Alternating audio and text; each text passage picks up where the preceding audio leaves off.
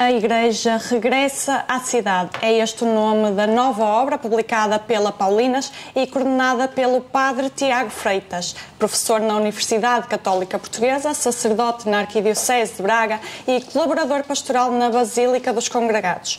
O livro reúne reflexões de vários autores sobre os desafios e as oportunidades da presença cristã nas cidades contemporâneas, propondo uma verdadeira teologia da cidade. Hoje estamos aqui exatamente com o coordenador desta obra, o Padre Tiago Freitas. Padre Tiago, muito obrigada por estar aqui connosco para nos explicar mais sobre esta obra. Em primeiro lugar, Padre Tiago, perguntava-lhe, no livro que coordena, fala da cidade como um espaço teológico. O que é que o fascina tanto na vida urbana? Eu pessoalmente nasci na cidade, por isso é o meu ambiente natural. Ainda assim, o facto de ter querido desenvolver esta obra em coordenação, e agradeço a todos que nela colaboraram, tem a ver com duas razões. Uma é algo que tem mais sociológico. Não podemos esquecer que, muito em breve, praticamente 70% da população mundial estará a morar num regime urbano. Na Europa ainda é mais, praticamente 75%. E se a Igreja quer estar onde estão as pessoas, seguramente será o ambiente da cidade. Mas também, por outro lado, é que é uma espécie de quase de retorno às origens da cidade, da Igreja, porque a Igreja nasce na cidade, durante muito tempo foi-se desenvolvendo e crescendo para as aldeias, para as vilas e por aí adiante, mas neste contexto atual em que nós estamos, é uma espécie de regresso à sua identidade original. Não quer dizer que tenha desaparecido da cidade, porque sempre estivemos na cidade, mas é um regresso à sua origem. E por isso, para mim, é fascinante pensar esta transformação da Igreja. Já são praticamente 2000 anos, passou por muitas realidades e este é um novo desafio com novos modos de viver, entre os quais até a própria fisionomia da paróquia, que agora está num processo enorme de transformação, e é sobre isso que quisemos refletir neste livro. Mas há quem veja a cidade como um lugar de ruído, de pressa, de solidão. Onde é que Deus se esconde e se revela também neste cenário?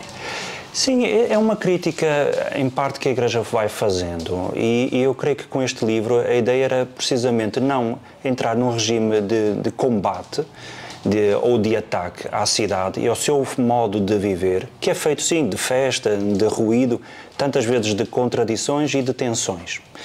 E a linguagem que a Igreja deve ter, não a de combate, mas precisamente nessas que são às vezes as contradições, entender onde é que Deus pode estar presente.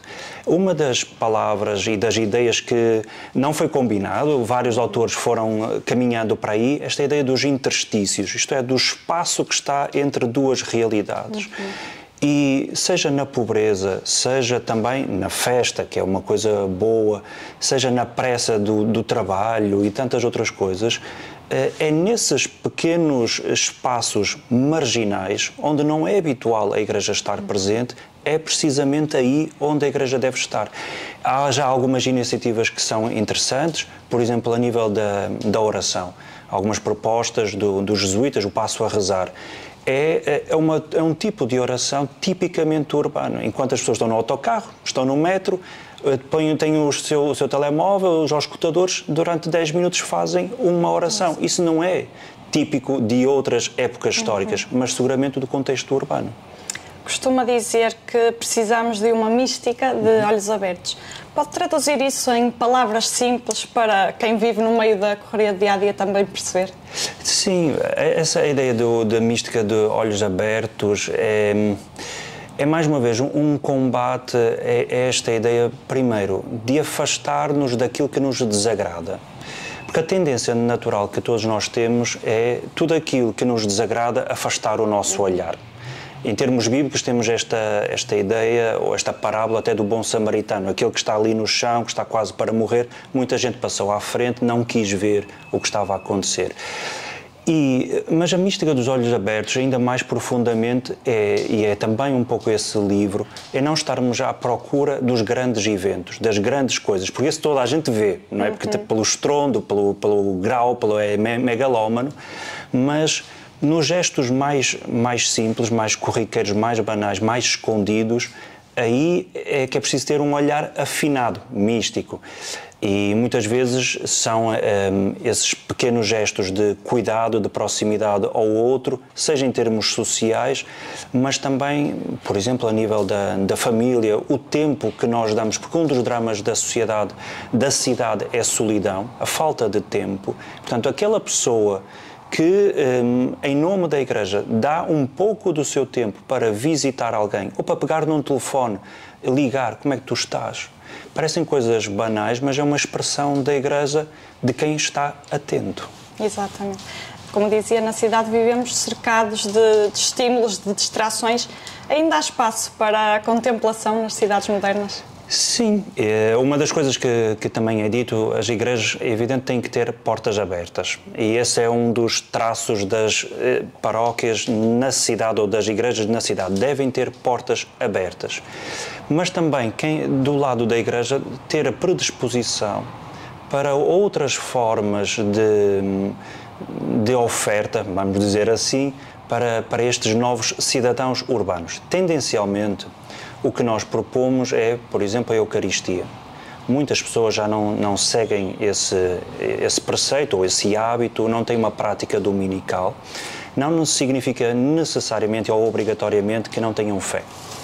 Pronto, a partir até da experiência que tenho nos congregados, que é uma igreja no centro da cidade, temos sempre as portas abertas e muita gente, mas centenas de pessoas passam por lá. Quer dizer, enquanto estão a caminho das compras, quando estão a caminho do trabalho, ou porque vão buscar os filhos à escola, ou simplesmente porque têm tempo, estão a passear, ou o turismo, inclusive, de gente que entra, está 2, 3 minutos em silêncio, que pode ter ali uma folha, uma oração que nós disponibilizamos, ou ouvir um pouco de música, mas este gesto, esta decisão consciente de tirar algum tempo, nem que seja meia dúzia de minutos, para entrar numa igreja e estar no silêncio, isso sim é uma forma diferente de espiritualidade urbana. Mesmo alguns filósofos que não crentes chegaram até, por exemplo, a propor uma catedral para ateus. É uma coisa curiosa. E o que é que entendem uma catedral para ateus? É um espaço no meio da cidade, sem imagens, sem referências religiosas, mas onde alguém pode entrar e estar em silêncio. Portanto, a dimensão do silêncio, que nós, enquanto igreja, já oferecemos, e para nós é relevante, é seguramente uma marca da espiritualidade contemporânea. Que desafios é que a vida urbana também coloca à fé e à experiência religiosa e que oportunidades é que ela abre também? Talvez um dos maiores desafios seja até a de gestão do tempo. O tempo é um bem escasso para todos nós e muitas vezes para famílias, porque têm horários completamente trocados. Aquela ideia de trabalhar de segunda a sexta e fim de semana está reservado. Sabemos que não existe. Mesmo nós, enquanto igreja, também por vezes temos que bater a mão no peito, porque também temos empresas, temos instituições, algumas IPSS, onde se trabalha em jornadas contínuas, e se as pessoas estão a trabalhar ao sábado ou ao domingo, seguramente não podem estar na Eucaristia. Isso parece-me evidente. Mas também é verdade que na educação dos filhos há muitas atividades extracurriculares que vão cair invariavelmente ao fim de semana, ao sábado ou domingo, o que faz com que a gestão do tempo seja algo que deve ser trabalhado. E nesse aspecto talvez a Igreja possa contribuir para, numa perspectiva cristã, como gerir o tempo neste ambiente da cidade. Em alguns casos têm-se feito experiências, voltamos à questão da Eucaristia, de ter Eucaristias, por exemplo, à noite, ou mais no final da tarde, mais adequado aos ritmos urbanos, do que propriamente numa aldeia onde podemos ter uma missa às 6 da manhã ou às 7 antes de ir para o campo e está feito. Não são esses os hábitos, não são esses os ritmos. Mas também, por exemplo, a gestão do stress. E nas cidades a questão da saúde mental é uma área fundamental. E como é que nós aqui intersetamos entre o tempo, a espiritualidade e a saúde mental, que é algo que tem a ver com a cidade. Portanto, há aqui uma série de desafios, uma série de áreas que seguramente devem ser olhados com carinho pela Igreja. Fala também de uma conversão do olhar. O que é que isto significa na prática para a Igreja e para cada pessoa individualmente? Sim, significa, primeiro, é uma das tónicas também que vem no livro, que uma das marcas da Igreja na cidade é que tem que apostar mais em sair corajosamente do seu edifício. É mais voltada para as relações, para as pessoas, do que propriamente para a instituição. Isto é, para o menos institucional, mais relacional ou evangélica, se quisermos. Para haver uma conversão do olhar, seja do lado da Igreja para as pessoas, quer dizer que tem que estar onde as pessoas estão. E se as pessoas não estão na Igreja, temos que ir ao encontro delas, não é? Mas também uma conversão do olhar do lado das pessoas para com a Igreja. E nem sempre o olhar que a maior parte das pessoas pode ter em relação à Igreja é benéfico. Isto é, muito institucional, muito burocrática, muito pesada, em alguns casos muito faustosa, e isso não ajuda a criar uma sintonia entre o que nós dizemos e aquilo que nós queremos demonstrar. E por isso é preciso também uma conversão institucional da Igreja. Nesse aspecto, o sínodo, o processo que estamos a fazer, é um instrumento absolutamente necessário para a renovação da Igreja, para que também as pessoas possam olhar para nós de um modo novo. Isto é, uma Igreja mais simples, mais próxima das pessoas, que não recusa a cultura, que faz cultura e que está onde as pessoas estão. Por outro lado, a cidade é também sítio de diversidade, seja ela cultural, religiosa, existencial. Como é que um crente pode dialogar com essa pluralidade sem perder a sua identidade? Não, historicamente, faz parte da identidade da Igreja ser produtora de cultura.